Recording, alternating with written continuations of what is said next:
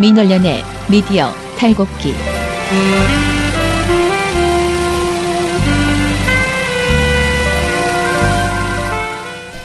민원연의 미디어 탈곡기 104화 시작하겠습니다. 예, 안녕하세요. 저는 민원연의 김원경 사무처장이고요. 미디어 탈곡기의 이장입니다.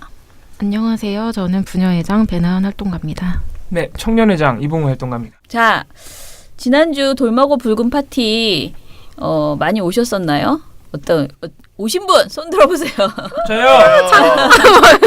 연인원 5,000명이랍니다.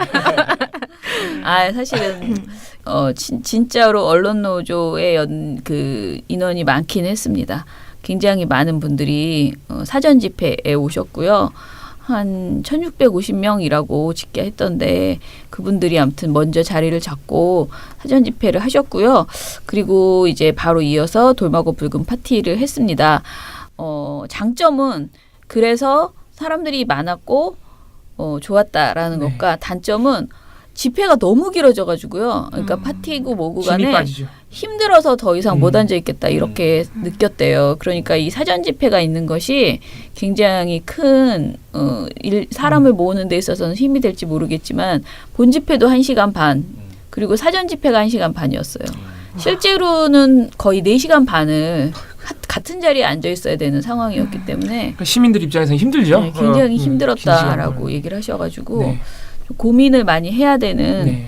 저희가 늘 평가를 하고 있지만은 진짜 이번 그 붉은 파티는 우리가 총 집중을 한다라고 생각을 했는데 집중의 시간을 좀 짧게 해야 되는 것 아닌가. 그래야 사람들이 같이 짧고 굵게 결합할 수 있는 것 아닌가 이런 생각을 좀 하게 됐습니다. 그래도 KBS, MBC뿐만 아니고 언론노조 조합원들 사전 집회하고 그 자리에 그만큼의 시민들이 또 이렇게 많이 와주셨어요. 다 자리를 채워주셨기 때문에 네. 생각보다 그래도 많이들 와주셨다, 성원해주셨다 그렇게 생각하고 있습니다. 앞으로도 계속 광화문 일대에서 할 거고요.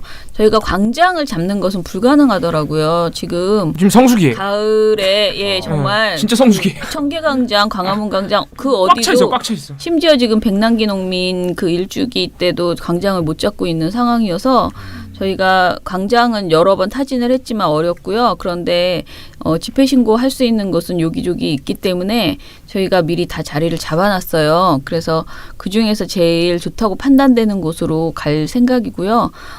공지는 수요일 정도에는 하려고 하고요. 그 어느 곳이 됐던 광화문역 일대입니다. 청계광장이나 프레스센터 앞이나 또는 세종문화회관 앞에 계단 있죠. 그런 곳, 그 세 곳 중에 하나로 지금 세 곳이 다 가능할 것 같아서요. 그 중에서 결정하려고 합니다. 어땠어요? 그날 프로그램 중에서 가장 기억에 남는 것 무엇이었나요? 아무래도 유경근 네. 가족협의회 위원장, 집행위원장께서 가장 화제가 되셨죠. 제가 원래 발언을 3분으로 압축해달라고 6분 하셨어요. 신신당부했는데 제가 생각한 거에 딱 2배를 하시는데 제가 어떻게 봤는데. 끊을 수가 없는 그 너무 열변을 토하시는 거예요. 근데 밑에서 이렇게 듣고 있는데 진짜 눈물 나더라고요. 눈물 나더라고요. 저는 그걸 받아 쓰고 있었어요. 보도자료 쓰느라. 받아 쓰는데 정말 제가 막 화가 나더라고요. 받아 쓰면서. 네네. 그리고 보도가 지금 돌마고 붉은 파티가 아무래도 좀 큰 규모로 하다 보니까 보도가 많이 나가는데 기자님도 많이 오셨어요. 역대 붉은 파티 중에 가장 많은 기자분들이 오셨는데 기사가 다 돌마고 파티로 안 나가고 유경근 집행위원장의 발언으로 다 나갔다는. 네, 뭐 유경근 위원장 KBS, MBC의 열변 토로 분노 드러내 다 이런 식으로 지금 보도가 나갔어요. 많은 사람들이 마음을 네, 미디어 오늘도 유경근 위원장님으로 보도를 뽑아서 붉은 파티를 보도를 했더라고요. 네, 그거를 거의 그리고 일요일 날 아예 뒤늦게 금요일도 아니고 토요일도 아니고 일요일 날 뒤늦게 그게 하도 화제가 되니까 다시 기사화한 언론사들도 꽤 있더라고요. 유경근 위원장 발언만 전문을 발췌해가지고 그런데 분명히 아셔야 될 것은 유경근 위원장이 KM을 굉장히 엄하게 꾸짖었고 서운해했고 너희들은 정말 공범자다라는 식으로 얘기하신 건 맞고요. 그러나 KM 파업을 지지한 것도 분명합니다. 적극 지지하시고 그리고 제발 제대로 된 언론으로 돌아와 달라라고 간곡하게. 사실상 진짜 간곡하게 호소를 하시고 부탁을 하신 거죠. 네. 그 눈물 나는 말씀 중에 내가 이 파업을 지지하는 이유는 내가 다시 언론 때문에 죽고 싶지 않아서다. 이런 말씀이 있으셨어요. 네. 그리고 나 같은 사람이 또 생기지 않았으면 좋겠다. 근데 그 대목에선 정말 그리고 성재우 위원장이 이제 발언하기 전에 저하고 셋이서 같이 발언을 하려고 기다리고 있었거든, 마지막 발언을.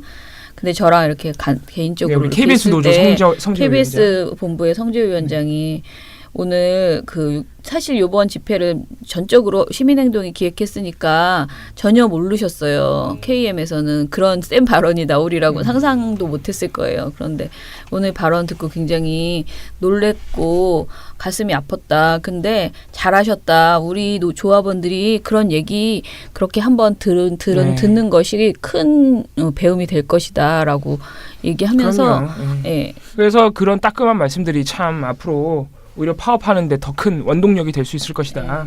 저는 괜히 제가 판을 깔았는데 너무 많이 이제 아버님이 너무 세게 얘기하신 거 아닌가 싶어서. 근데 시민들의 호응은 정말 좋았어요. 네, 제가 막 너무 상처받지 마시고 화이팅 막 그랬는데 아니라고 잘하셨다고 그런 말씀 듣는 게 좋은 그 시간이었다고. 그리고 실제로 조합원들이 많이 울었다고 하더라고요.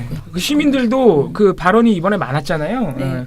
우리 토크쇼 하시는 분들까지 하면 발언자만 한 8명 되거든요. 근데 그중에서 가장 호응이 좋았습니다. 다 저는 사실 다 좋았던 게 그 사드도 굉장히 잘 시의적절하게 잘 배치했던 것 같아요. 네, 우셨어요. 또 다치셔가지고 그 전날 충돌이 네. 있어가지고 다치셔가지고 그 촛불방인가 뭐 소통방인가 그 퇴진행동 방 있잖아요. 600여 명이 있는 거기에 오늘 광화문 집회에 사드 발언 있었나요? 이렇게 딱 물어보시는 분이 있었어요. 근데 그걸 보면서 만약에 사드 발언자를 안 넣었으면 정말 욕 먹겠다. 서운해하신다고요. 네, 왜냐면은 지금 굉장히 이게 아픈 사람들이 많은데 그거를 이제 외면하고 괜히 KM 얘기만 했으면 속상해하셨겠다 그런 생각이 들었어요. 우리가 지난주 붉은 파티 발언자 얘기를 나온 김에 이분을 또 빼놓을 수가 없습니다. 이 슈퍼스타로 떠오르셨는데 우리 청소년 발언자로 나오신 최진주 양이라고 계세요. 인원고등학교 3학년에 재직 중. 네, 학교 다니고 계시는 우리 최진주 양이 또 나의 사랑 너의 사랑 손석희를 외치며 MBC가 망가진 데 대해서 아무튼 진주랑 그 얘기하면서 저는 아무튼 재밌었어요. 그러니까 전날 밤에 발언을 이제 보여줬어요. 내일 할 거 이런 발언을 할 거다라고 보여줬는데 그 MBC 얘기를 하면서 그런 얘기를 하더라고요. 자기도 이제 페이스북이나 이런 걸로 굉장히 많이 보는데 MBC가 잘못했다고 하는 그런 그 영상들이 요즘 많이 올라왔는데 계속 그걸 공범자들 보기 전까지는 계속 그거를 보면서 욕만 했다는 거예요. MBC가 누가 MBC 본다고 이런 쇼를 하나 이렇게 하면서 자기도 그렇게 얘기했고 댓글들이 다 그렇다. MBC 안 봐도 된다. MBC 없어져라. 이런 댓글이었고 그래서 거기에 자기는 호응을 하고 있었대요. 근데 그래서 엄마한테 이런 자기의 마음을 말하면 엄마가 분명히 또 막 잔소리를 하면서 훈계를 할 것이다. 이렇게 생각이 들어서 전혀 엄마랑 그런 얘기를 하지 않았는데 공범자들을 보고 나서 마음이 바뀌었다는 거예요. MBC가 망하면 안 되겠구나.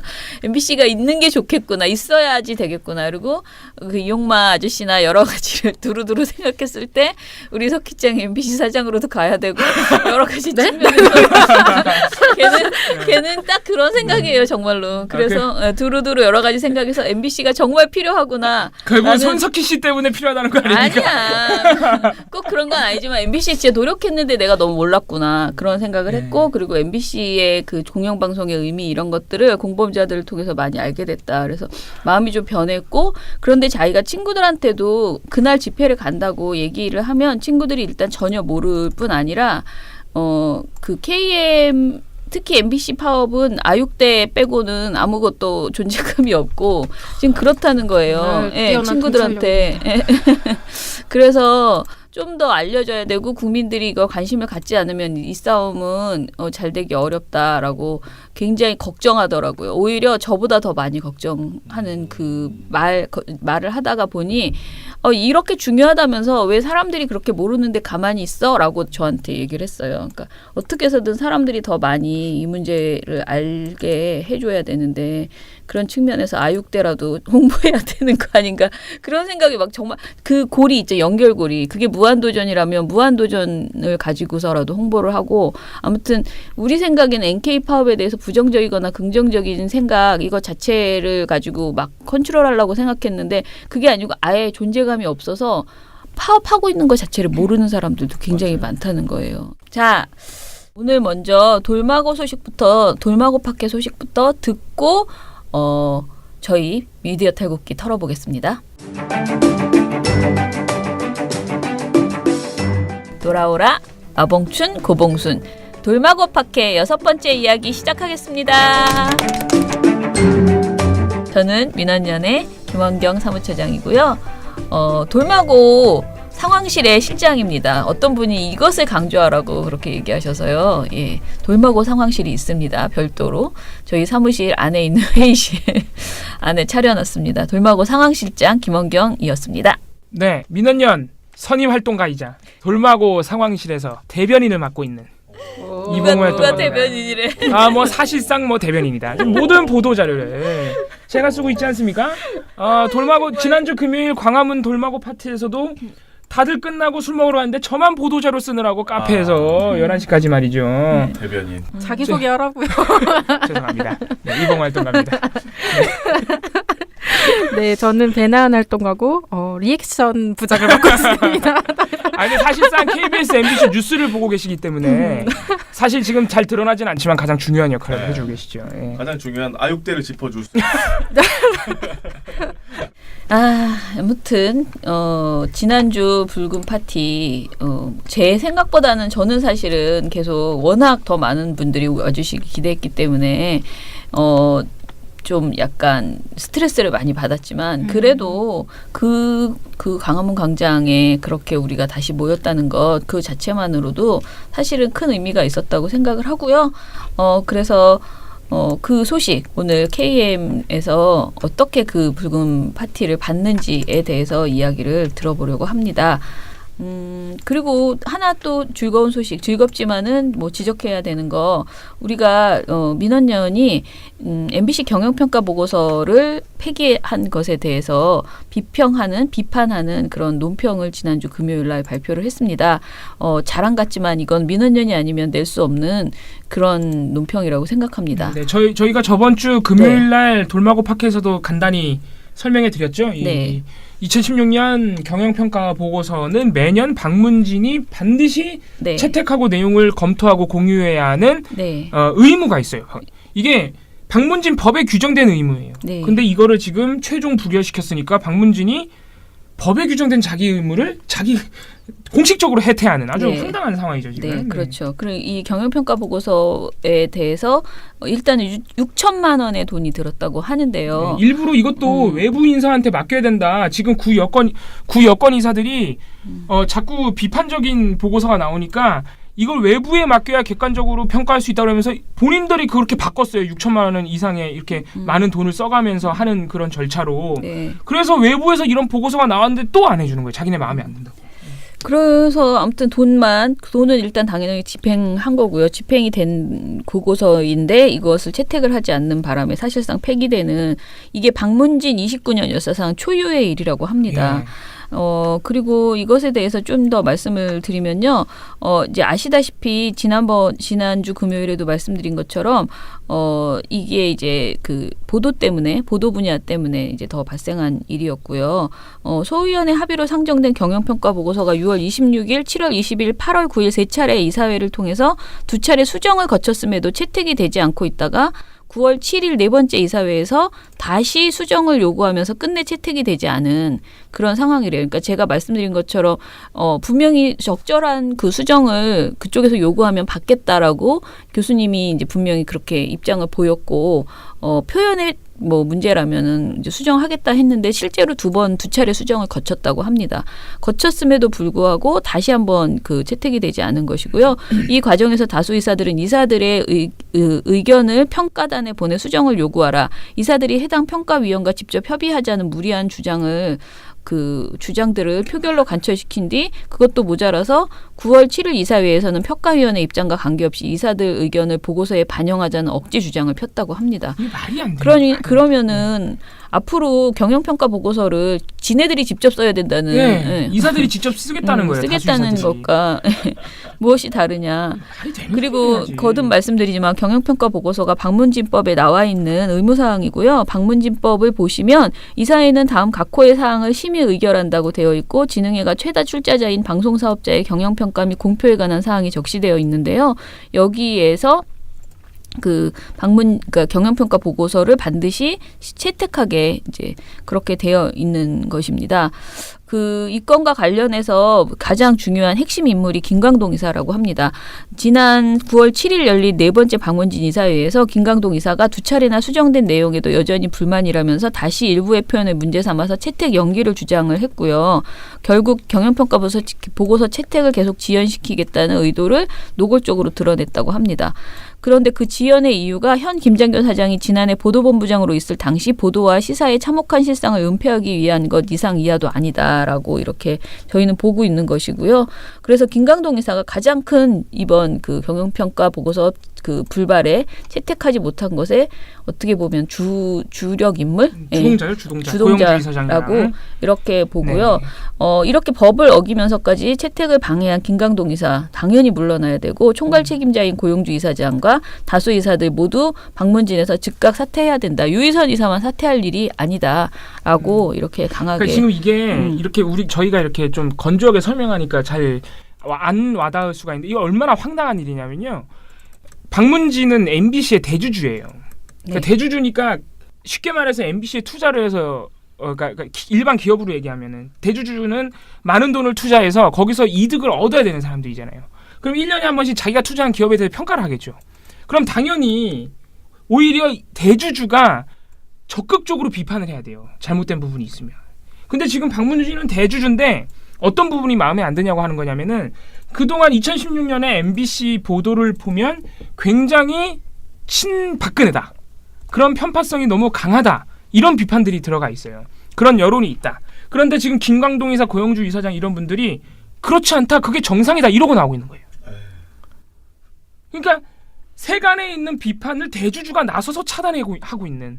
이게 정말 황당한 일이죠, 사실은. 네. 네.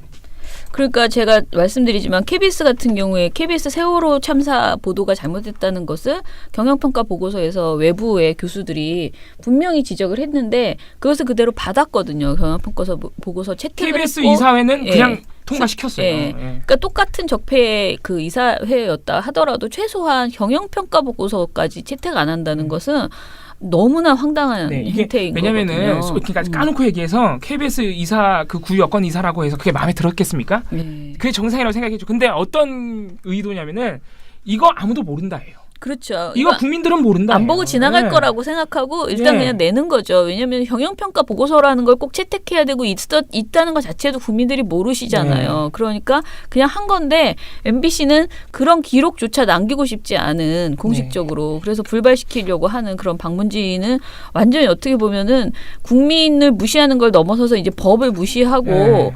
그 완전히 완벽한 자기들만의 세계에 그냥 빠져 있는 거기서 딱 네. 구축하겠다는 거예요. 네, 국민의 네. 여론이고. 네. 그러니까 이분들은 MBC 구 여건 이사들 고영주 이사장이나 뭐 유희선 이사이죠. 사퇴했지만 김광동 네. 이사 이런 분들을 보면 이 사람들은 진짜 트루 빌리버예요.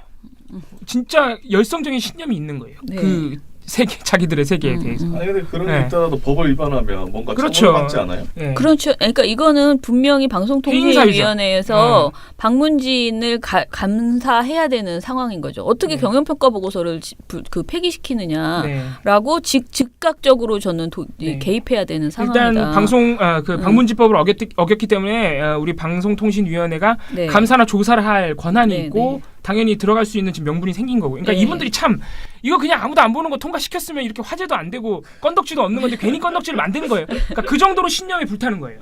그 정도로. 그러니까 일단 명분이 생긴 거예요, 방통위가.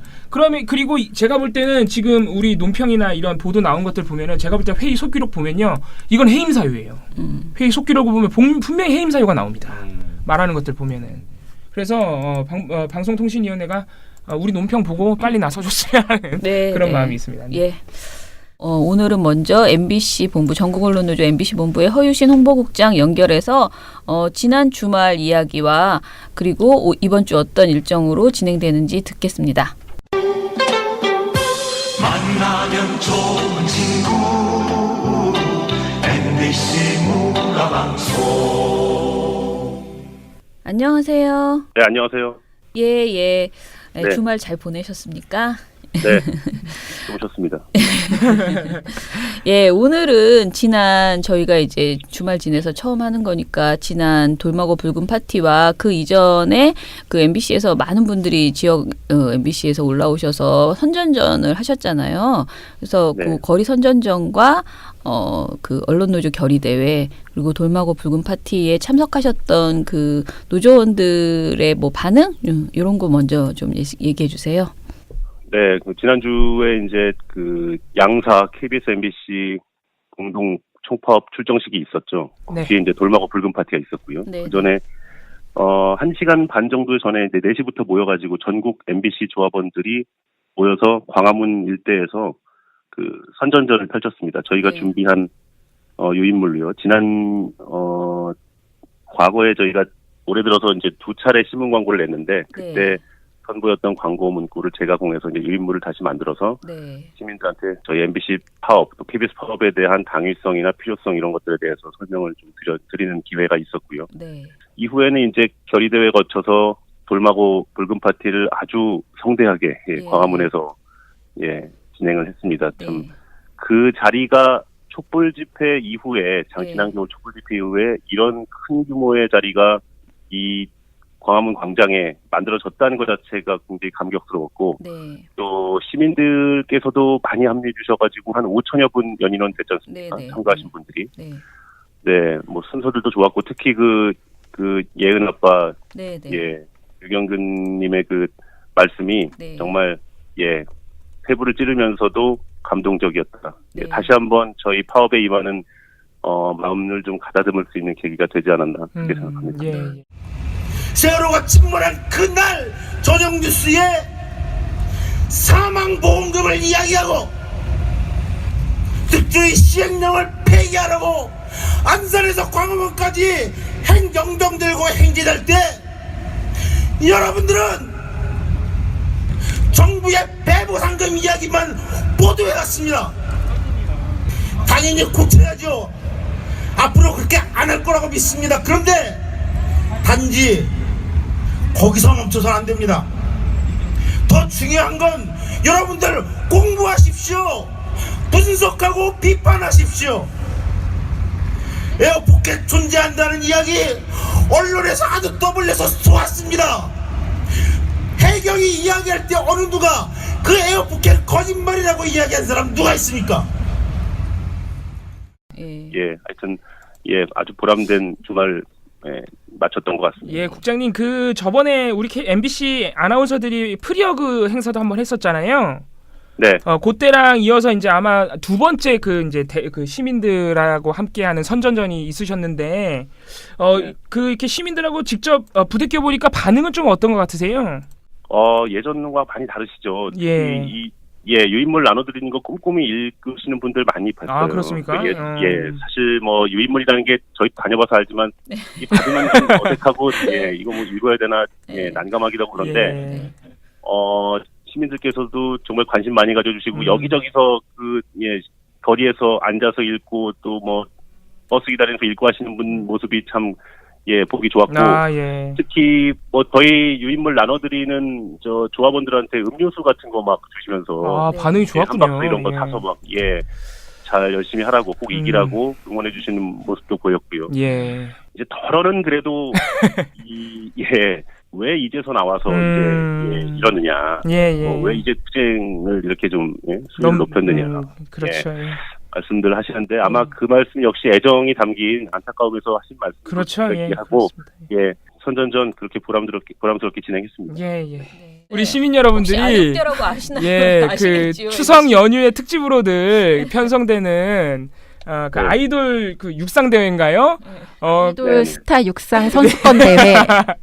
이 프로그램이 제대로 방송되느냐에 굉장히 많이 관심을 가지고 계세요, 우리 시민 여러분이. 이거에 대해서 혹시 알고 계신 게 있나요? 이게 그 녹화 일정이 일단 무기한 연기된 걸로는 아는데. 그렇습니까? 잡혔다고는 이게 이후에 또 뭐 잡힐 수는 있을 것 같긴 한데 모르겠습니다. 이게 애초에 아직 추석까지 좀 시간이 남은 상황에서 그냥 취소됐다고 해버리기가 좀 애매해서 그랬는지 일단은 연기된 걸로 지금 현재는 돼 있습니다. 아, 공식적으로는 일단 촬영 연기 상황이군요. 네.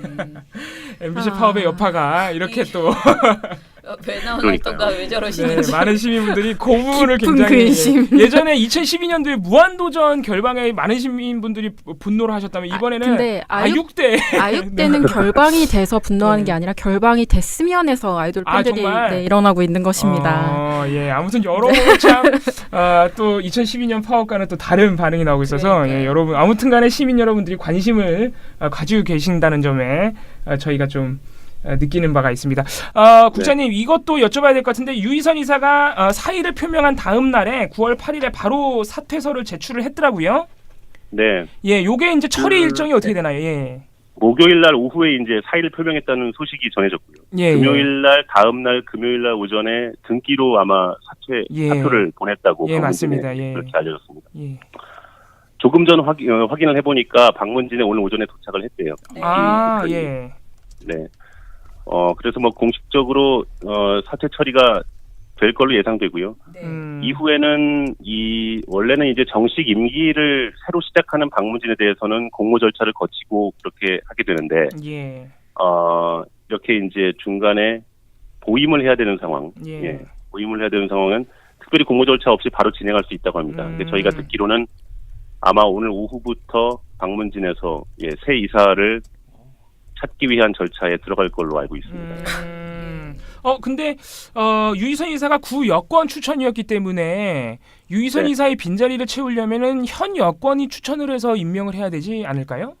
네, 그렇게 가는 걸로 알고 있습니다. 그래서 민주당에서 아마 이 방송 개혁과 언론에 대해서 굉장히 건전한 소신과 철학을 가진 학자들 위주로 찾고 있다. 이런 보도를 제가 봤는데. 아마 그런 식으로 진행이 되지 않을까 싶은데요. 일단 MBC는 좀 방문진에서 변화가 있어서 좀 다행스럽네요. 마지막으로 파업 일정, 또 오늘과 이번 주 일정 정해진 게 있으면 간단히 소개해 주시죠.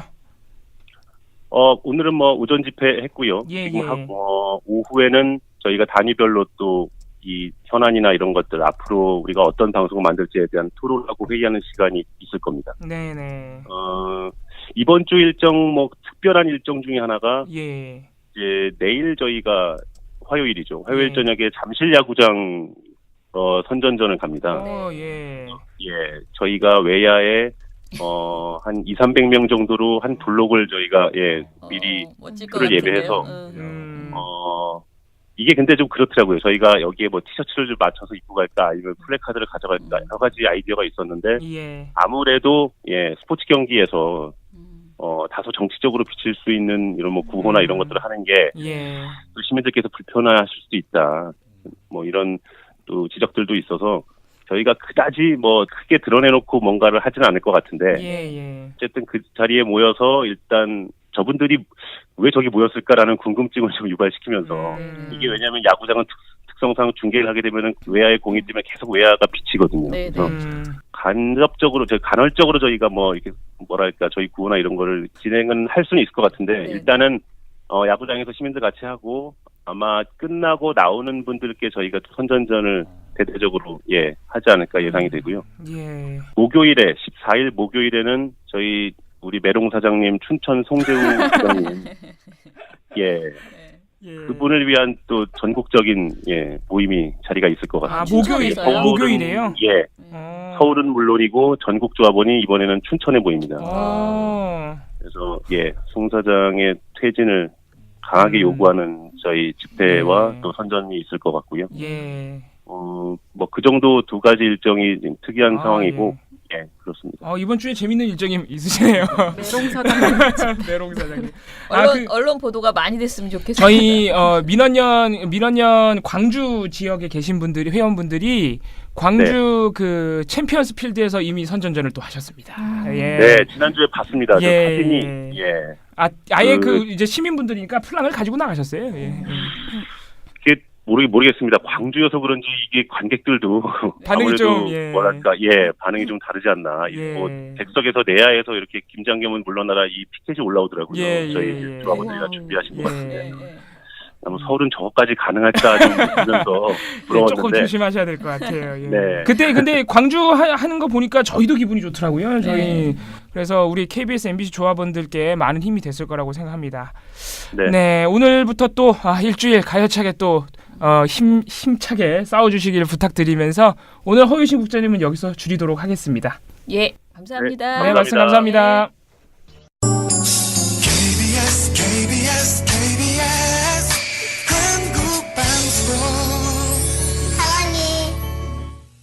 KBS의 전국 언론노조 KBS 본부에 정수영 간사님, 공추위 간사님 연결하겠습니다.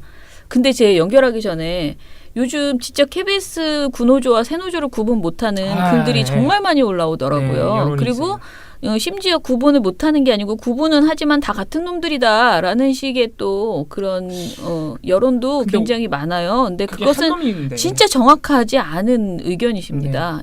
근거가 그러니까 팩트에서 어긋난 내용이거든요. 그러니까 정말로 같은 사람은 분명 아니고요. 같은 집단도 아니고요. 그 예전 KBS 구노조에 질려서 새롭게 나온 사람들이 새노조고요. 특히 정현주 사장님 그 이제 퇴진 당하실 때 그때 내부에서 강력하게 KBS 구노조가 정현주 사장 퇴임에 동조하는 모습에 강력하게 항의를 하면서 뛰쳐나온 분들이 지금 새노조죠.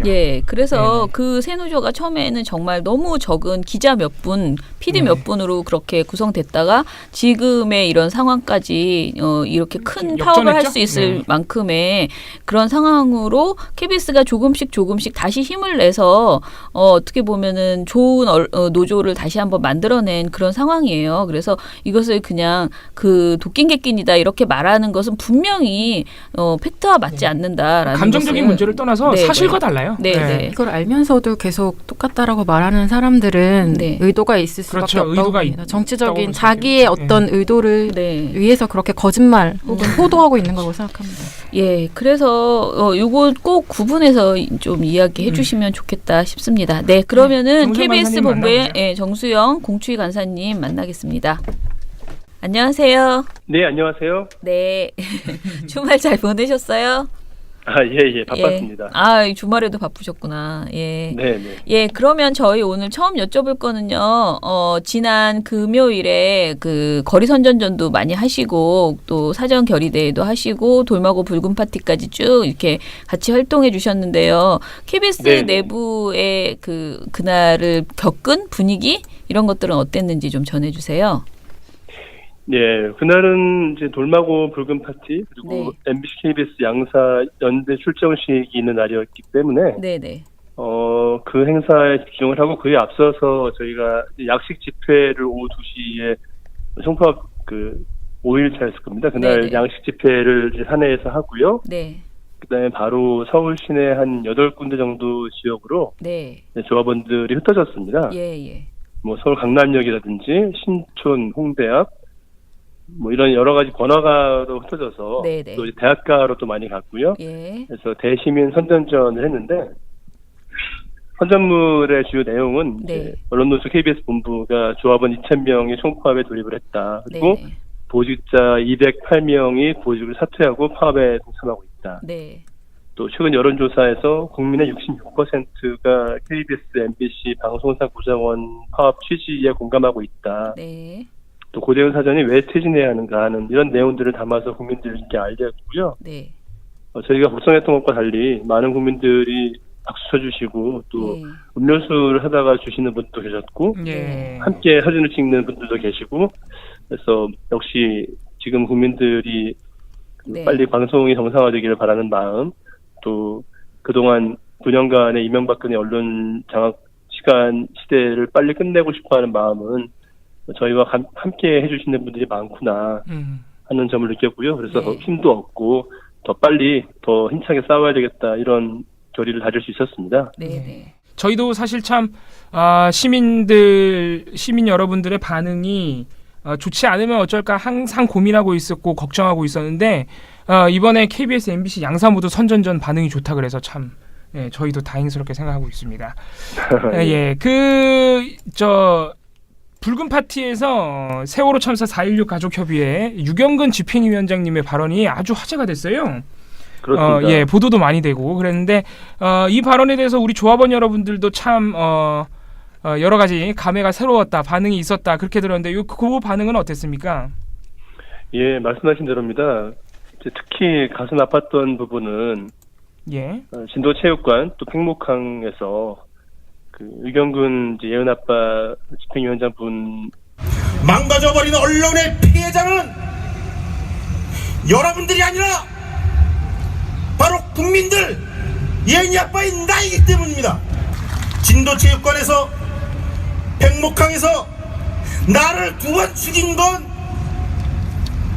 여러분들의 사장이 아니고 그 현장에 있던 바로 여러분들이었습니다. 저희가 영정을 들고 KBS를 찾아갔을 때 그 앞에서 울부짖을 때 과연 KBS 여러분들 가운데 누구 하나 뒤로 몰래 와서 대신 미안하다고 얘기한 사람 단 한 명이라도 있었습니까? 제가 파업을 지지하는 건 여러분들이 쾌적한 환경에서 편하게 근무하라는 게 아니라 바로 내가 또다시 죽고 싶지 않아서 내가 언론 때문에 또 다른 고통을 받고 싶지 않아서입니다. 이런 말씀을 해주셔서 굉장히 뼈아프고 또 깊은 단성을 하게 만들어 주셨고요. 그 발언 내용은 총파업 8일차 총파업 집회에서 다시 한번 전 조합원들이 한 번 더 감상하면, 한 번 더 시청하면서 우리 파업이 도대체 무엇을 위한 파업인가에 대한 초심이랄까 취지를 다시 한번 되돌아보는 그런 계기로 삼을까 하고 있습니다. 저희도 참 슬픈 얘기였지만은 우리 KBS, MBC 조합원 여러분들 못지않게 저희 민원연도 사실 다시 한번 결의를 다지게 되는 그런 연설이었지 않나 싶습니다.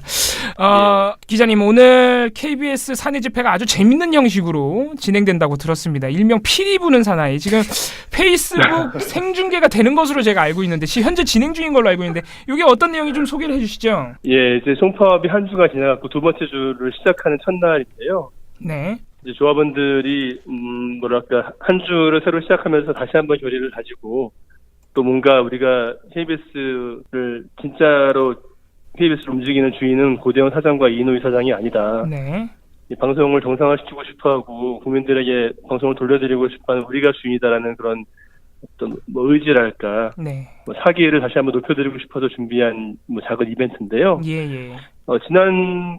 지난주에 저희 위원장이 평창에 갔던 고대영 사장을 만난 장면이 아마 많은 청취자분들이 보셨을 텐데, 그때 좀 놀라웠던 것이 고대영 사장이 숨어있는 차 앞에서 저희 송재호 위원장과 함께 있는 조합원들이 구호를 크게 외치고 대치하는 모습이 그 동시에 열리고 있던 KBS 사내의 집회 파업 대호에도 그대로 생중계가 되면서 100km 정도의 거리를 두고 양쪽 조합원들과 사람들이 동시에 구호를 외치고 박수를 치는 그런 좀 이색적인 장면이 만들어졌는데 오늘도 이제 거기 사관을 해서 KBS 본관 2층부터 5층까지 또 KBS 신관 2층부터 9층까지 전층 복도에 해당 층에 근무하는 조합원들이 미리 집계를 하고 대기하면서 페이스북 라이브를 시청을 하면서 송재호 위원장이 신관 9층에서 시작을 해가지고 조합원들을 하나씩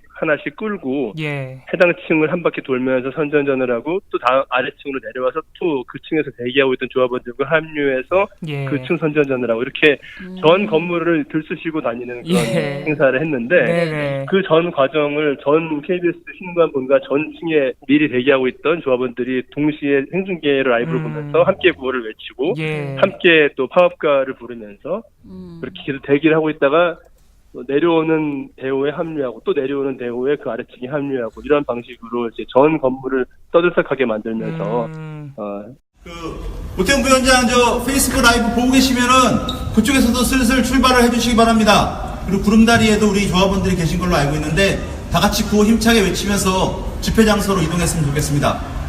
우리가 이긴다! 고대영은 물러나라! 우리가 이긴다! 고대영은 물러나라! 고대영은 물러나라! 방송 독립 정치 투쟁! 결사 투쟁! 자, 우리 저 파업과 일절하면서 8초로 내려가도록 하겠습니다. 자, 투쟁! 투쟁! 투쟁! 투쟁! 투쟁! 흩어지면 죽는다.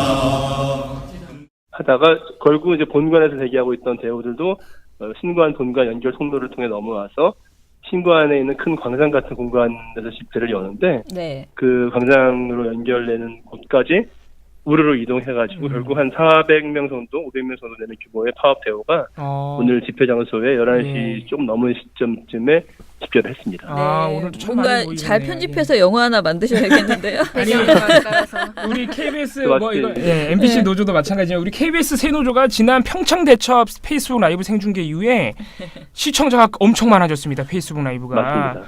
그래서 앞으로도 오늘도 뭐 마찬가지지만 오늘 참 아이디어가 좋으시네요. 앞으로로도 매일매일 이런 이벤트를 조그맣게라도 만드셔가지고 생중계를 계속해 주시면 많은 시민 여러분들이 함께 하실 것 같아요. 우리 PD가 힘들다 하시네요. 네, 오늘 오후에도 KBS는 이벤트가 하나 있습니다. 오후에 2시쯤에 명지대학교에 가서 강규영 이사의 사퇴를 촉구하는 기자회견을 하신다. 이렇게 들었습니다. 내용을 좀 소개해 주시죠. 네네, 이제 오늘은 아니고 내일이고요. 내일입니다. 예. 저희가 이제 추진하는 주체가 저희뿐만이 아니라 명지대학교는 또 민주화에 굉장히 뜻깊은 곳이기도 합니다. 지난 91년 전경의 불타로 숨졌던 민주화운동 도중에 숨졌던 강영대 열사가 몸담고 있는 곳이 바로 명지대학교이거든요. 근데 저희가 그 강경대 열사와 또 다른 강으로 시작하시는 분이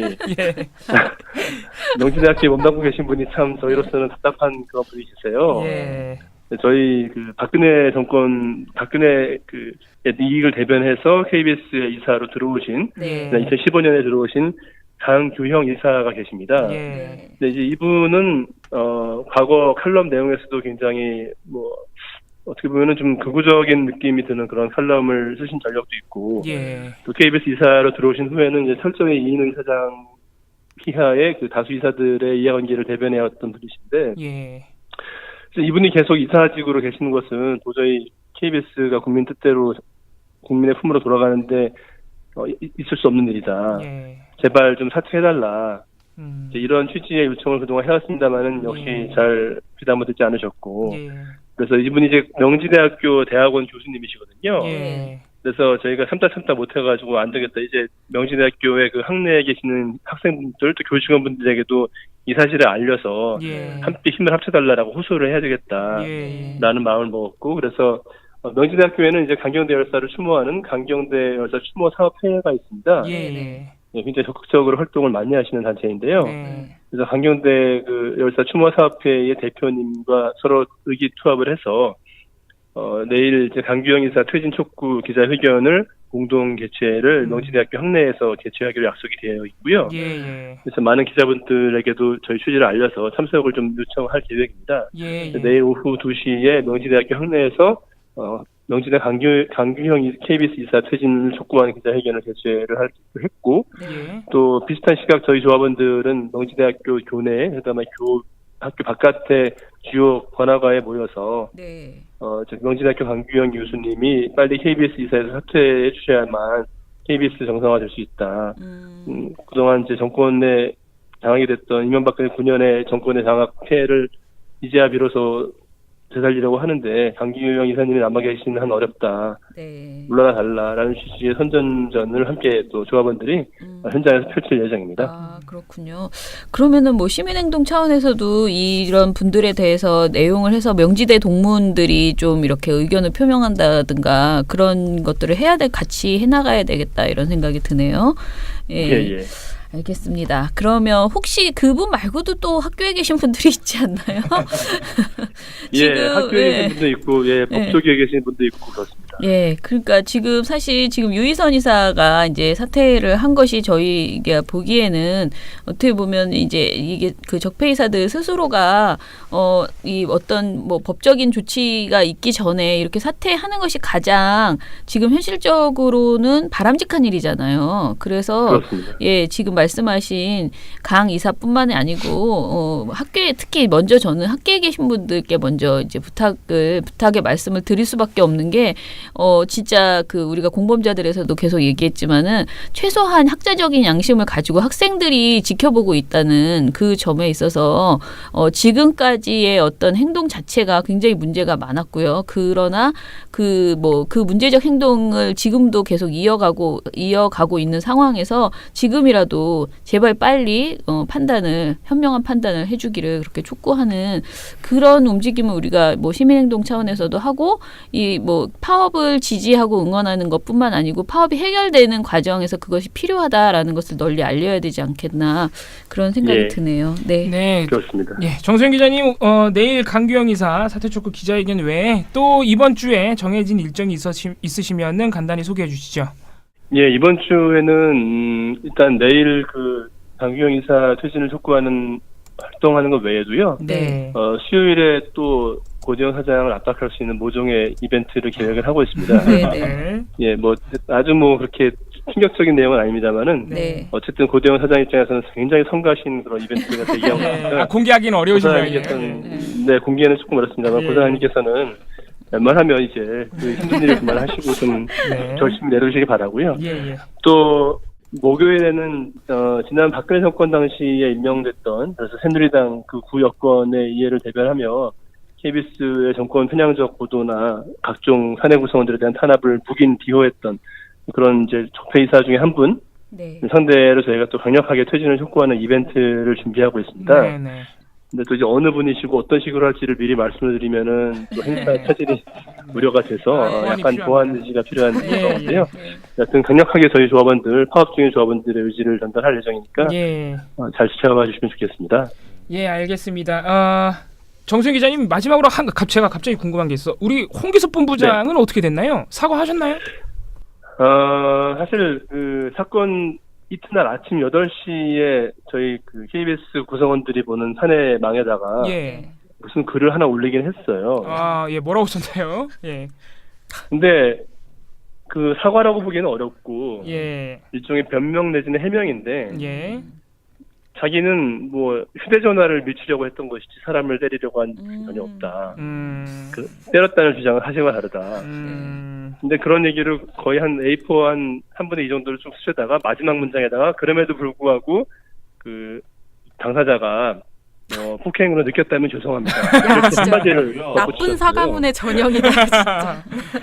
그래서 정말 뭐 어찌됐든 본인이 그렇게 느끼지 않는다고 하더라도 당사자가 엄연히 폭행으로 충격을 받았다는 게 화면을 통해 드러나 있고 본인도 그 화면을 봤을 텐데 과연 이렇게밖에 대응을 못 하시는 걸까 참 이해가 안 되고요. 저희는 이게 이 사안이 그동안 여러 차례 반복됐던 그 사측 임원 사용자를 대변한 자들의 노동조합 간부 폭행의 연장선상에 있다고 보고 법적 대응을 지금 준비하고 있습니다. 그 사과로 받아들이지 않으셨다 이렇게 보면 되겠군요. 사과를 한 적이 없기 때문에 다시 말고를 판단하기 어렵습니다. 알겠습니다. 오늘도 많은 말씀 감사합니다. 저희 내일 또 뵙도록 하겠습니다. 감사합니다. 감사합니다.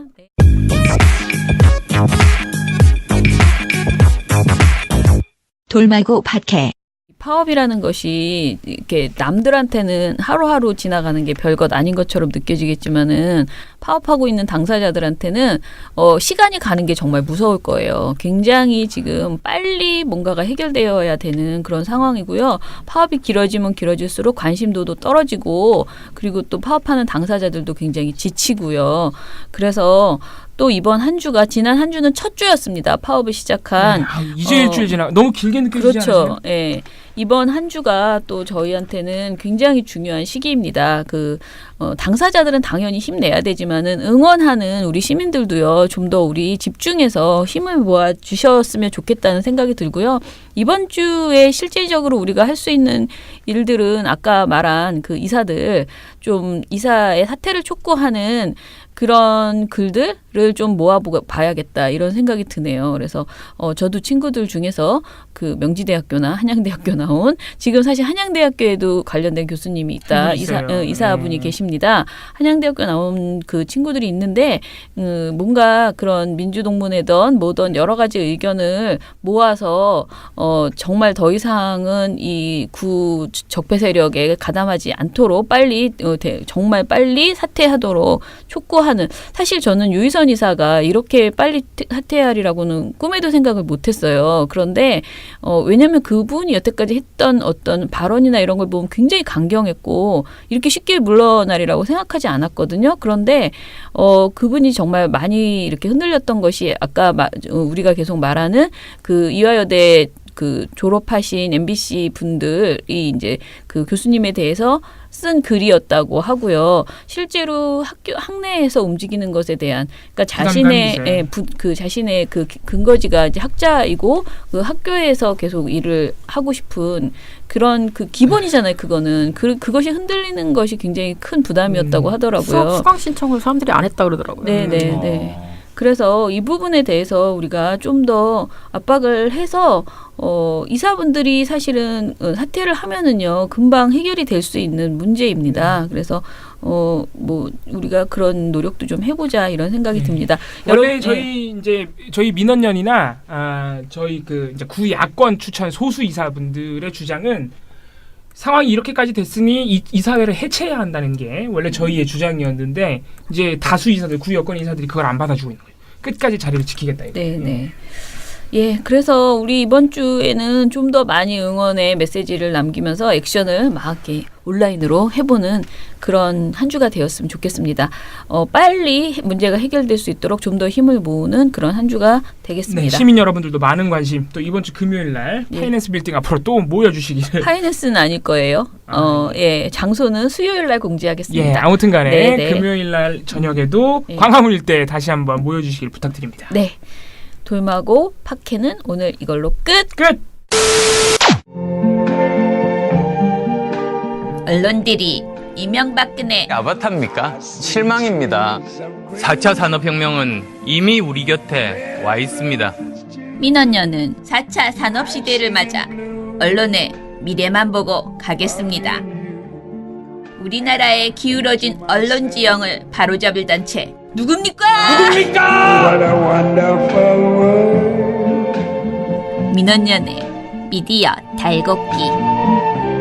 I see skies of blue. 방송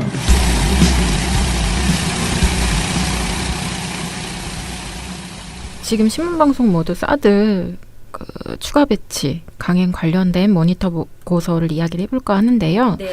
먼저 간단하게 상황을 말씀드리면 정부가 7일 성주에 사드 추가 배치를 강행했고 그리고 정부 측에서는 여전히 임시 배치라고 얘기를 하고 있긴 한데요.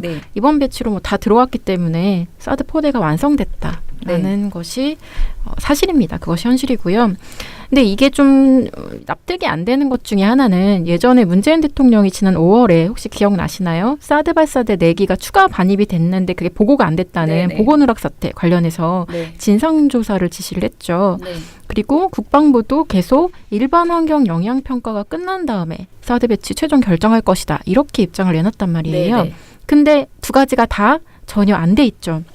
그 상황에서 거의 한밤에 기습 작전을 벌이듯이 발사대 4기가 추가 배치가 돼버린 상황이라 관련해서 좀 말이 많죠. 이게 논란이 계속 이어지고 있습니다. 그래서 이 일이 벌어진 그 직후에 나온 보도들이 어땠는가를 좀 말씀을 드려볼게요.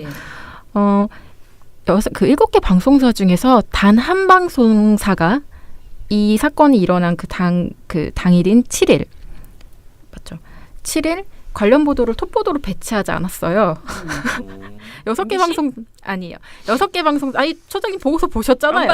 그렇게 외우실 시간이 없었어. 이게 금요일 날 했기 때문에요. 6개 방송사는 모두 이거를 첫 번째, 두 번째, 세 번째 막 이런 꼭지로 다 배치를 했는데 딱 한 방송사가 엉뚱하게 이거를 되게 뒤에다 배치했어요. 그런 짓은 채널A가 하는데. 채널A. 저는 MBN 봅니다. MBN. 뭐 보시나요? 잠깐 지상파일 수도 있는데 예상을 깨고 어쨌든 저는 MBN 봅니다. MBN. 저는 저도 MBN 하려고 했는데. 아 그래요? MBN 2개 채널 A 하나. 야 역시 처장님이십니다. 그죠? 채널 A입니다. 채널 A가 많이 하는 아니 보고서 때문이 아니라니까 몰랐잖아. 이거를 8번째 꼭지로 보도합니다. 네. 근데 그럼 톱보도가 뭐였냐? 이거보다 너무너무 중요한 일이겠지 물론? 하고 봤더니 하소연 창구된 청와대 홈피. 무슨 내용이냐? 청와대 홈페이지에 민원이 많이 올라오고 있다. 근데 그 민원이 뭐냐? 여러분 안녕하십니까? 요즘 청와대 홈페이지에 이런 것 고쳐달라 저런 것 바꿔보자는 글이 줄을 잇고 있습니다. 이제는 성적이 나쁜 축구 국가대표팀에 히딩크 감독을 영입하자는 청원까지 등장했습니다. 청와대에서 문제 해결해달라고 팬들이 나설 정도로 심각한 한국 축구. 채널A 뉴스 이철호입니다. 그게 톱보도냐? 네, 그게 톱보도였습니다. 아 진짜 보도국장 데리고 와. 사드 배치가 강행된 날 저녁 종합 뉴스 톱보도가 스포츠 뉴스 아니에요? 네, 그거? 히딩크 감독 재선임 청원이 이어지고 있다라는 그 내용을 소개해주는 보도였습니다. 뭐 이거 제정신이 아니라고. 이 정도 되면 거의 타블로이드 아니에요? 타블로이드 아니에요, 저 정도? 저는 이게 실수가 아닐까 또 걱정해봤습니다. 네. 또 그 다음에 이제 보도 내용은 어땠는가 간단하게 말씀드릴게요. 그 주제별로 말씀을 드리면 일단 제일 먼저 해야 되는 건 뭐냐? 사드가 그러면은 안보에 도움이 될 것인가? 이 질문을 해줘야 되는 것인데 이 질문 자체가 거의 사실상 안 됐다고 보시면 됩니다. 그러니까 대부분 뭐 어떤 보도들이 나오고 있냐면 사드 효용성을 강조를 먼저 해줘요. 네. 이걸로 한국이 얼마나 더 안전해졌는지를 얘기를 해주고 그 다음에 미흡한 점이 물론 있죠. 수도권 방어가 안 된다. 그러면 어떻게 해야 되느냐? 추가 사드를 배치하면 된다. 어디다가 모르겠어. 수도권 방어 너네 집 인천 말하는 뭐 어디다가 추가 사드를 배치해야 된다. 이렇게 주장을 하는 그런 정도까지 보도가 나왔거든요. 네. 근데 그런 주장을 소개한 매체가 딱 3군데 있습니다. T조 채널A MBN이겠죠. 너무 편하게 가시려고 하는 것 같아요. 아닙니다. KBS, 네, TV조선, 채널A. 아 K가 또 MBN의 자리를. 그리고 MBC는 빠졌습니다. 네. 여기에서는. 네. KBS, MBC 정신 못 차렸어요. MBC 빠졌다고요. 여기서. MBC 너무 바쁘신가 봐요. 내 말 잘 듣고 대답하라고. 너무 바쁜가 봐요. 기자가 몇 명 없거든. 지금 기자 몇 명 없어요 지금. 파업의 여파가 여기서 오는 거예요. 네, 아육 때도 못 한다 이제. 애국 방송을 하지 못하는 이런 큰 무리를 일으키고 있군요, MBC가. 네. MBC랑 뭐 SBS 같은 경우에는 이런 뭐랄까 사드를 추가 배치해야 된다라는 극단적인 주장까지는 소개하지 않았는데요. SBS는 어떻게 얘기를 했느냐? 사드 빼고 나머지 추가 무기들이 얼마나 필요한지를 막 얘기해줘요. 뭘 더 배치하면 그 공백을 메꿀 수 있는지에 집중을 하고 있고요. 뭐 MBC 같은 경우에는 그냥 뭐 이걸로 얼마나 안전해졌는지를 쭉 얘기하다 보도 말미에 그냥 사거리가 좀 부족하다 뭐 요 정도 그냥 언급해주는 수준이었고요. JTBC는 반면에 이건 MD 체계고 방어용 성격이 아니라는 얘기가 나오고 있다는 걸 정확하게 언급을 했습니다. 아니 이 얘기를 하는 방송사가 옛날부터 작년 7월부터 JTBC밖에 없어요. 네, 정말 놀랍죠. MD 얘기는 채널A에도 하긴 하는데요. 어떻게 하냐면 기자하고 앵커하고 이렇게 대담하는 형태의 보도인데 중국이 자꾸 이거 MD라고 우긴다고. 우리는 방어용 무기를 한 건데 MD래요. 막 이렇게 하면서 약간 말도 안 되는 허무맹랑한 소리인 것처럼 소개할 때 언급을 했습니다. 네. 네, 알겠습니다. 또 하나는 비용 문제 얘기가 안 나올 수 없는데요. 지금 이것들이 이 일련의 상황들이 사실 사드뿐만이 아니고 여타 무기를 강매하려는 것 아니냐 그런 어떤 과정들 아니냐. FTA 요것도 제협상 관련된 것랑 연결이 돼 있는 거다 이런 얘기들이 나오고 있는데 이거 관련해서 KBS, 채널A, MBN은 아예 비용 문제를 언급을 안 합니다. 그리고 또 하나 TV조선은 비용 문제를 언급을 하긴 하는데 어떻게 하냐면요. 자유한국당 김강림 정책위 의장이 뭐라고 얘기하냐면 우리 돈으로 사드 한 포대에 1조 원이 넘게 드는데 추가적으로 더 배치해야 합니다. 야당에선 사드 추가 배치 목소리가 나옵니다.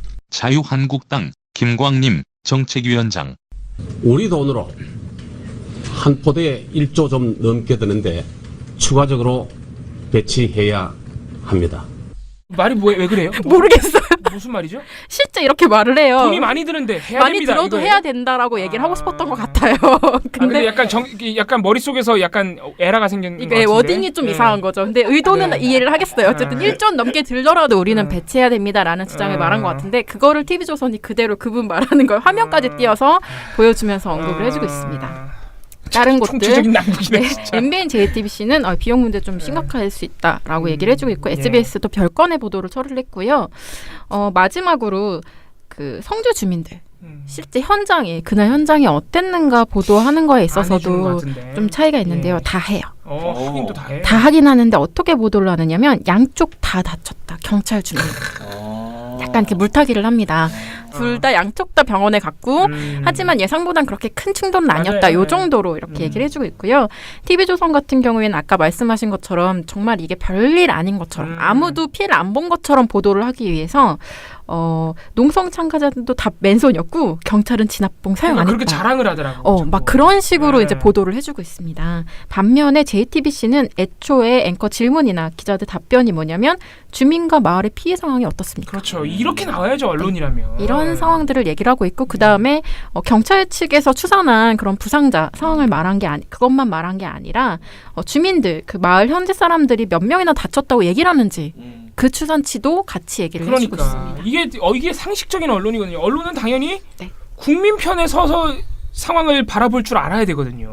네, 그렇죠. 전혀 그런 일을 안 한다는 거죠 지금. 방송은 이런 상황이었습니다.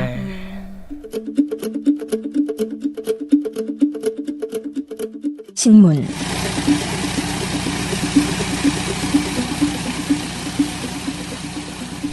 신문은 보니까 뭐 좀 뻔하죠. 조선일보하고 동아일보가 정부 강행을 강조하지 않습니다. 그러니까 조선동아의 제목을 보면은 이제 일면에 보도된 제목을 이제 비교해봤어요. 동아일보는 185일 만에 오늘 성주 사드 배치. 조선일보는 426일 만에 참 세어보기도 열심히도 세어봐. 기념일 세듯이. 네, 426일 만에 새벽 사드 배치 작전. 이게 제목이에요. 경향의 경우는 사드 오늘 추가 배치 강행. 성주서 시민경찰 충돌. 한겨레도 사드 추가 배치 강행. 주민경찰 한밤 충돌. 그리고 한국일보도 경찰 성주 주민 사드 심야 충돌 이렇게 되어 있습니다. 중앙일보는 사드 자재 장비 한밤 성주 이동 경찰 시위대 충돌. 이렇게 그나마 중앙일보까지도 다 충돌을 강조를 하고 이게 참 재밌네요. 네. 원래 우리 시민 여러분들이 뭐 집회나 이런 거 열면 늘 충돌을 강조하는 건 원래 조중동이었거든요. 그러네요. 근데 사드가 배치되니까 또 얘 안 했죠. 얌전해졌어. 참 속보인다 속보야. 그냥 아무 문제 없는 배치 작전이 무난하게 멀쩡하게 이루어진 정상적으로 것처럼 됐다는 거죠. 조용히 이루어진 거지. 정말 순리대로 이루어진 것처럼 조선하고 동아는 제목을 뽑았더라고요. 진짜 대단하다. 네. 자, 배치 반대 의견을 보인 곳은 한겨레뿐이라고 일단은 카운팅이 됐는데요.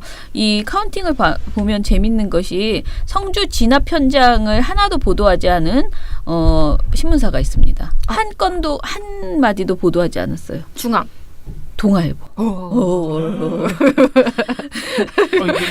기겁할 일인가요? 아니요, 그냥 습관적으로. 네, 그리고 배치 반대를 주장한 언론사는 한겨레뿐이었습니다. 네. 자, 이번 그 사드 배치 관련해서 1개 이상의 분석 보도들을 전부 다 내놨는데요. 총 보도량이 가장 많은 곳은 조선일보였습니다. 조선일보는 8건을 보도를 해서 이 사안을 전달을 했는데 동아중앙이 3건, 한겨레, 한국일보가 5건, 경향신문이 6건이었어요. 그런데 그 지금 말한 것처럼 비판, 그러니까 배치 반대를 주장하는 것은 정확하게 주장한 것은 한겨레였다는 것이었고요. 한겨레 보도를 보면 무기 도입만으로는 안보 해결 안 돼. 북핵 억제용 전력 강화 경계론이라는 9월 7일 보도에서요. 사드 배치와 관련해서 무기 도입의 위험성을 지적한 김종대 의원의 인터뷰를 실었습니다. 사실은 지금 사드 배치 관련해서 굉장히 많은 지금 문재인 이제 대통령을 지지하는 분들 사이에서 이것을 어떻게 봐야 될 것인가에 대해서 굉장히 여러 가지 감론을박이 벌어지고 있는데요. 사실 이런 행태는 우리가 이제 노무현 대통령 때도 많이 비슷하게 겪었죠. FTA나 또는 그 이라크 파병 같은 관련해서. 근데 저는 이렇게 생각합니다. 일단은 언론은 정확하게 아까 배낭활동가가 말한 애초에 했던 말과 지금 다르게 뭔가 이루어지고 있는 부분들에 대해서는 분명히 지적을 해야 되고요. 그것이 언론이고요. 언론이 그런 강한 여론을 보여줘야 오히려 정부가 그것을 이유로 해서 지금 여론이 좋지 않으니 미룰 수도 있는 거고 정말 정확한 환경영향평가를 할 수 있는 힘도 가질 수가 있는 것이에요. 그런데 무조건 대통령을 지지하는 그 보도만을 내야 된다라고 진보 언론에게 요구하는 것도 분명히 문제가 있는 그런 행태고요. 그렇죠. 지금 현재 이 상황에서는 뭔가 이게 우리가 상식적으로 문재인 정부가 할 만한 그런 조치가 아니라고 생각이 들잖아요. 그냥. 예, 그러면 그것을 차분하게 하나하나 지적하면서 묻는 정부에게 왜 이렇게 했는가 묻는 그런 보도가 나와주는 것이 정상이다라고 생각하셔야지 될 것 같고요. 그런데 그런 보도들을 제대로 하는 진보 언론은 사실은 지금 별로 없는 상태다라고 보셔야 되고요. 오히려 반대로 조중동은 이것이 마치 순리이고 아무것도 아닌 것처럼 조용히 지나가려고 하는 그런 보도 행태를 보이고 있다. 성취했죠. 네네. 그런 것이고 조선일보 같은 경우에는 진압 현장, 그러니까 일단은 동아일보는 진압 현장 보도를 전혀 안 했다고 하고요. 그리고 조선일보는 또 우리가 맨날 하는 그 짓인데요. 민주노총을 굉장히 강조하는 민주노총 거기서 왜 나와요? 그런 보도를 했습니다. 그 안에 민주노총이 있었다는 거예요. 그 성주 안에 외부 세력이 네, 아마 한 명만 있어도 그렇게 보도낼 거예요. 한 명만 있어도 그렇게 보도낼 거예요 아마. 네. 그런가요? 한 명만 있어도 그랬을라나요? 네. 민주노총이 다 했다 이거거든요. 네. 나 농기구로 막 진입로 막아놓고 막 격렬하게 전문 시군이다. 뭐 이런 거죠. 예. 일단은 동아일보는 제가 아까 말한 185일 만에 오늘 성주 사드 배치라는 9월 7일 보도에서요. 군의 협조 요청을 받은 경찰은 7일 0시 성주군 초전면 소성리 마을회관 앞에서 시위 중이던 반대 주민 및 시민단체 400여 명을 대상으로 해산작전에 돌입했다. 이 과정에서 양측이 격렬한 몸싸움을 벌여 일부 부상자가 발생했다. 경찰은 이날 현장에 100여 개 중대 8천여 명을 투입했다고 보도한 것이 전부였고요. 이것 이외에 그 진압 현장을 자세히 막 상세하게 보도하는 내용이 없었어요. 지금 제가 말한 그 멘트가 전부예요. 그래서 이렇게 동아일보가 미보도의 진압 상황을 거의 미보도하는 문제점을 보였다면 조선일보는 반대로 민주노총을 강조하는 그런 보도 행태를 보였습니다. 농기계 차량 70대로 막은 시위대 경찰 해산 직전의 극렬 저항이라는 9월 7일 보도였는데요. 이 보도는 굉장히 상세하게 그날의 싸움을 보도를 했지만 문제는 그것이 이제 외부 세력 프레임으로만 거의 이제 몰아갔다는 거죠.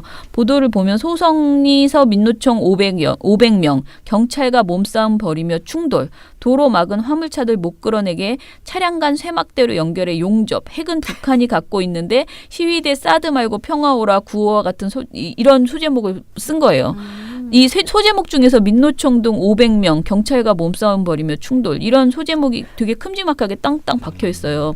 그래서 모든 것이 성주의 시위대가 순수한 주민이 아니고 외부 세력으로 보이도록 이렇게 그려놨다. 보도 시작에서도 지금부터 최대한 예의와 격식을 갖춰서 강제 해산에 돌입합니다라는 경찰의 발언을 그대로 보여줘요.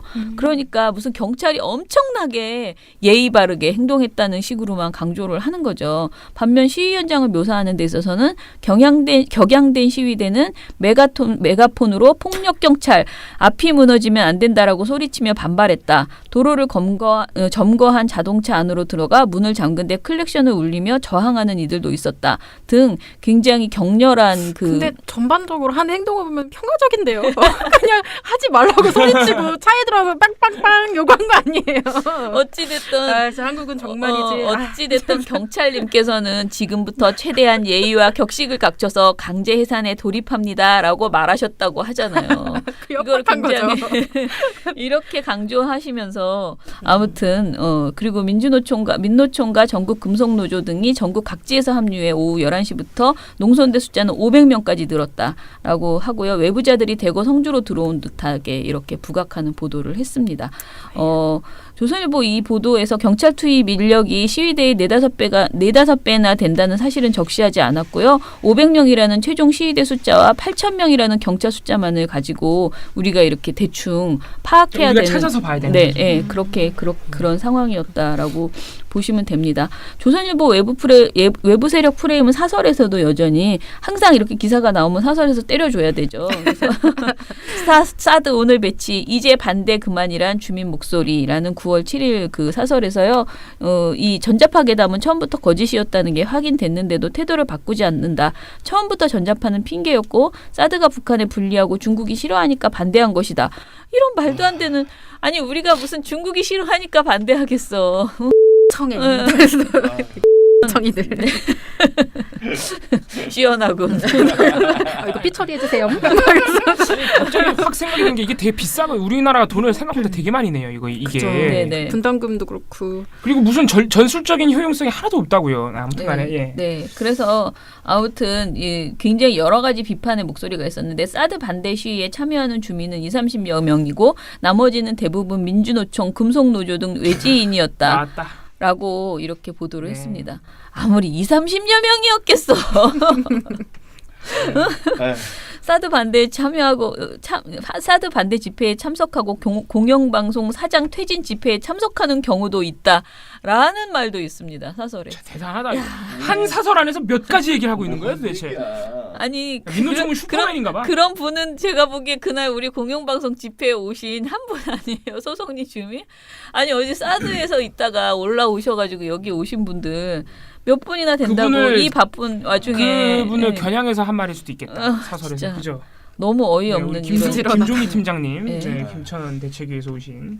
아무튼간에 이런 여러 가지 보도들이 있는 반면에 주민들의 편에 선 보도는 없었다라는 게 결론입니다. 주민들이 정말 굉장히 크게 이렇게 무기력하게 지금 있는 상황이잖아요. 근데 이런 상황에서 어느 보도에서도 정부가 약속한 절차적 정당성을 지키지 않고 안보 상황을 이유로 강행하고 진압하려 하고 있는 이 근본적인 문제에 대해서 제대로 지적하는 보도들이 없었다. 한겨레 기사가 무기 배치 반대 주장을 담았고 성주 현장을 보도한 기사에서 주민들의 구호가 인용 보도되긴 했지만 그것은 사실 너무 약했다라는 생각이 들었고요.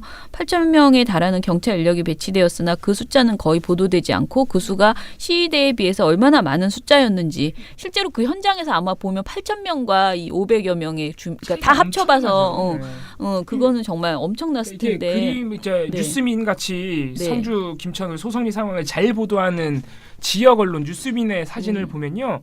그냥 그 규모가 워낙 차이 나니까 그냥 경찰한테 둘러싸이는 거예요. 빠져나가지도 못해요. 너무 경찰 병력이 많으니까. 그래서 거기서 이제 어떻게든 빠져나가 보려고 하다 보니까 살짝 충돌이 발생하고 이런 거거든요. 그러다 다치시고. 이런 상황이 너무 무력하게 지금 언론 보도가 되고 있다라는. 이게 사드 지난해부터 이어진 사드 보도를 보면은 이 사드 보도야말로 진짜 우리 언론 진보 보수 가릴 것 없이 우리 언론의 밑바닥을 보여주는 아주 대표적인 사례라고 생각이 됩니다. 제가 볼 때는. 네. 예. 이게 뭐 사드 배치를 옹호해야 하기 때문에 뭐 주민들의 목소리는 무시하고 정부 편만 들고 이런 편파성의 문제가 아니라 전반적으로 실력이 없어요. 그런 대표적인 사례로 보여요. 제가 볼 때는. 그러니까 사드 배치를 찬성하고 그런 여론을 이끌고 싶으면은 굉장히 정확하고 양쪽의 목소리를 다 비교하면서 그러면서 합리적으로 정당성을 주장해야 되거든요. 언론사가. 근데 그런 게 아니라 눈에 딱 봐도 편파적인 보도들이잖아요. 눈에 딱 봐도 그냥.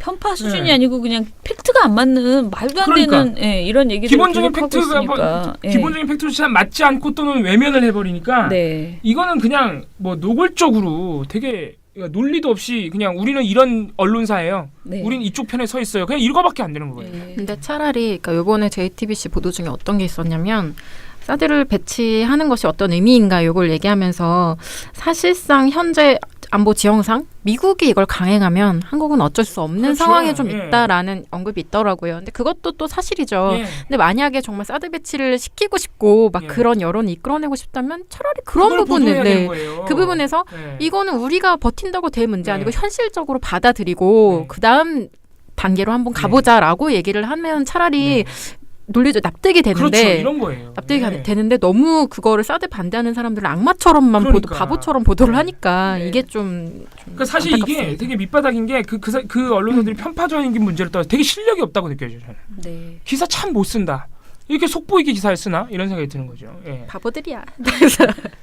자, 근데 우리 오늘 종편은 내일 할까요? 너무 많아서 예, 종편은 지금 하려면 아니요, 그러고 싶지 않아요. 왜냐면은 오늘 너무 많아서요. 예, 내용이 우리가 너무 많은 거를 떠먹여 주면은 우리 김어준 총수가 하는 말 한 숟가락만 먹고 싶은데 자꾸 10숟가락 먹으라 그러면 힘들다고 하거든요. 오늘 충분히 먹여드린 것 같습니다. 내일 먹여드렸다 그러면 좀 잘라야겠는데. 이거 편집인데. 먹였다고. 숟가락으로 이렇게 떠 먹여드린 거잖아. 우리가 이것도 드세요, 저것도 드세요 계속 너무 권한 것 같아서요. 내일 또 권해드리겠습니다. 예, 민원연의 미디어 탈곡기는 내일도 열심히 털어드리겠습니다. 탈탈탈 안녕.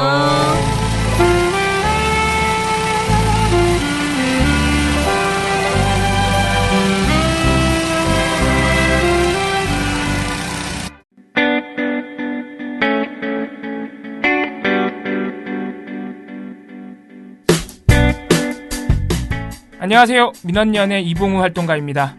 우리나라에서 언론의 문제는 민주주의의 문제입니다.